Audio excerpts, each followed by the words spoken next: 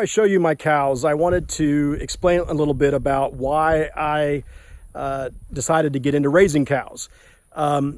Essentially, when I first came out here in 2008, I inherited a lease from somebody that was here before, and they were leasing to someone who was running his cows on my property. And so I decided, because at that time I wasn't ready to buy my own cows, that I would continue the lease.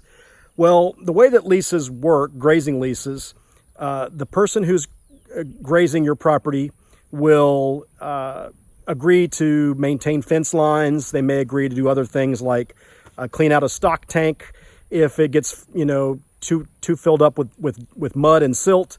When it's dry and period of drought, there's lots of different things that you can contractually agree to.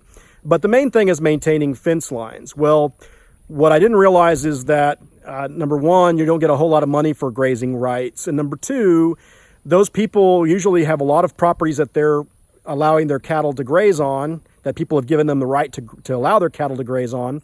And so they don't generally have a whole lot of time just for your property.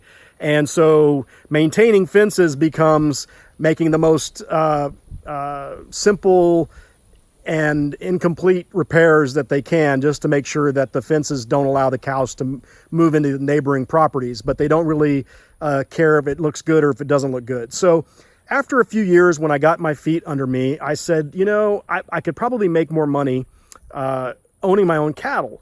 And I'm really glad that I did, because it's true.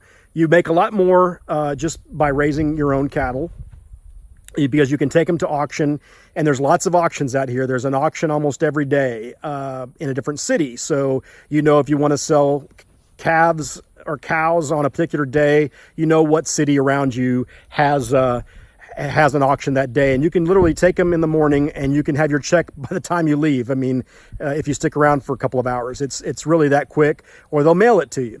So, you probably, for a calf, you're selling a calf at around 500 or 600 pounds. Some people sell them a little bit bigger than that. You might make, in today's prices, you might make 800 to 900 bucks. So you'd multiply that by the number of cows you have. For example, I have 11 calves that are born every year. If I'm lucky, I have 11 cows, so I have 11 calves. So you're looking at roughly, let's call it, $10,000 that you make.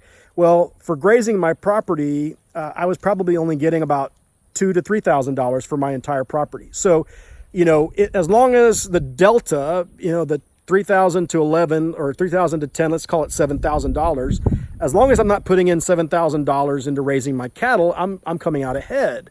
And what I realized is, once you get some of your fixed costs down, that's the big thing. You have a corral that you have to maintain, or you have to buy a head gate, or the cows crash a fence and you have to repair it. That doesn't happen that frequently, but you have to make sure that you cover those costs. Well, even with that delta is enough to make it profitable for me to run cattle on my property. And so you get the added benefit that you don't have people coming onto your property when you don't know they're coming, or if their cows get out and you need them to come quickly and they can't, you can solve the problem yourself because it's your cows. So I have really enjoyed the process. It's very easy to raise cows. There's not much involved. You vaccinate once or twice a year for both your mature and your calves. And otherwise, it's kind of self-sustaining. They graze the property, they do their thing, and there's not much that you have to do to maintain your cows.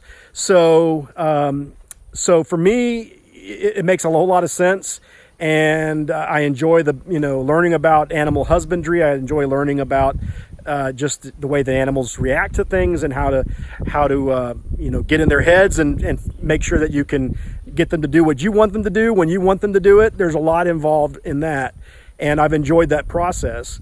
But economically, it also makes sense. So, and I get to keep my ag exemption, which is the whole purpose of running cows, is that you get to have an ag exemption for your property and you pay less taxes. So, so for me, it's been great. I've been doing it since 2014. I love my cows. The only thing, like I said, is I love my breed. They're just a little bit skittish. I kind of wish that I had a little bit more mild-tempered animals, but you know, for the fact that they give me 11 calves for 11 cows every year, knock on wood, I guess I really can't complain, because I'm still getting that source of revenue every year from them. So that's why I got into it.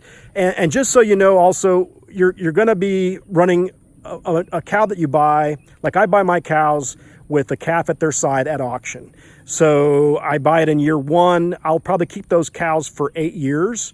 That's a little bit less than what some people do. They may keep theirs for 11 years. I keep mine for 8. And then I take the cows to auction themselves and auction them off, and I get replacements. I'm kind of in that range now of doing that.